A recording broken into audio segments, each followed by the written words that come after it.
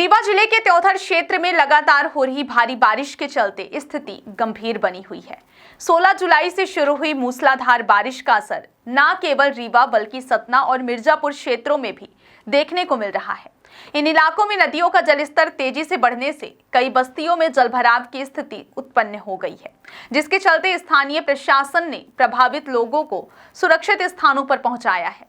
स्थिति की गंभीरता को देखते हुए कलेक्टर प्रतिभा पाल और पुलिस अधीक्षक विवेक सिंह ने त्योथर का दौरा किया और राहत व्यवस्था का जायजा लिया। कलेक्टर ने क्षेत्र में बनाए गए 3 राहत शिविरों का निरीक्षण किया, जिसमें उन्होंने बालक छात्रावास का विशेष रूप से जायजा लिया। उन्होंने अधिकारियों को निर्देश दिया कि राहत शिविरों में भोजन और पानी की पर्याप्त व्यवस्था सुनिश्चित की जाए, साथ ही राशन की पर्याप्त मात्रा में उपलब्धता बनाए रखी जाए। मेडिकल टीमों को भी नियमित रूप से शिविरों का दौरा करने के लिए कहा गया है। इसके बाद कलेक्टर ने बेलन और तमस नदियों के संगम स्थल मांगी का निरीक्षण किया और ग्रामवासियों से बातचीत कर उन्हें सतर्क रहने की सलाह दी। उन्होंने स्पष्ट निर्देश दिए हैं कि जलभराव या बाढ़ की स्थिति में लोगों को तुरंत सुरक्षित स्थानों पर शिफ्ट किया जाए। एसडीआरएफ की टीमें पहले से ही तैनात हैं और किसी भी आपात स्थिति से निपटने को तैयार हैं। निरीक्षण के दौरान ग्रामवासियों ने कलेक्टर को बताया कि वर्ष 1994 और 1997 में इस क्षेत्र में भीषण बाढ़ आई थी।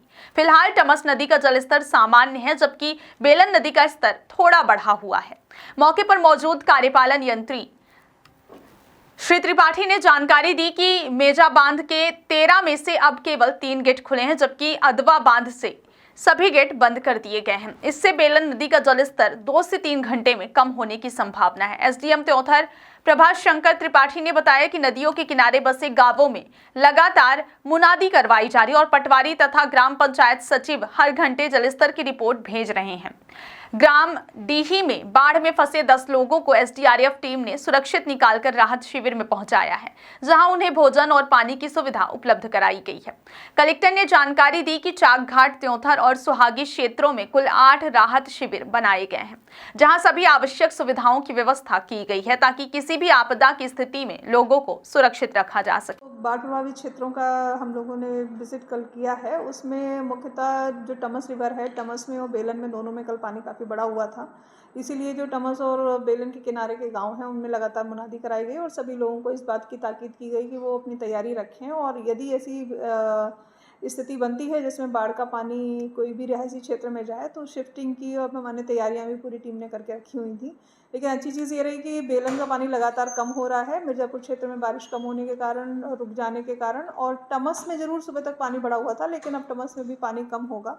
तो अभी कहीं पर भी बाढ़ जैसी स्थिति नहीं है। पानी ज़रूर रपटों पर ऊपर चल रहा है और नदियों में पानी चढ़ा हुआ है, लेकिन लगातार टीम ने और पूरे जो स्थानीय जनप्रतिनिधियों की टीम है उन्होंने लगातार अच्छा काम किया है, जिसकी वजह से सभी लोग अपना तत्परता से अलर्ट मोड में रहे और कहीं भी किसी प्रकार की दिक्कत अभी तक लोगों को नहीं आई है। और हम लोग अपेक्षा कर रहे हैं कि जल्दी ही टमस का पानी नीचे उतरना शुरू होगा तो और परिस्थितियों में सुधार होगा। कंट्रोल रूम भी बनाया गया है।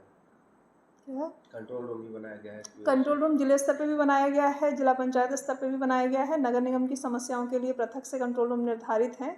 उद्देश्य यही है कि बाढ़ की स्थिति होने पर किसी भी प्रकार से जनता को असुविधा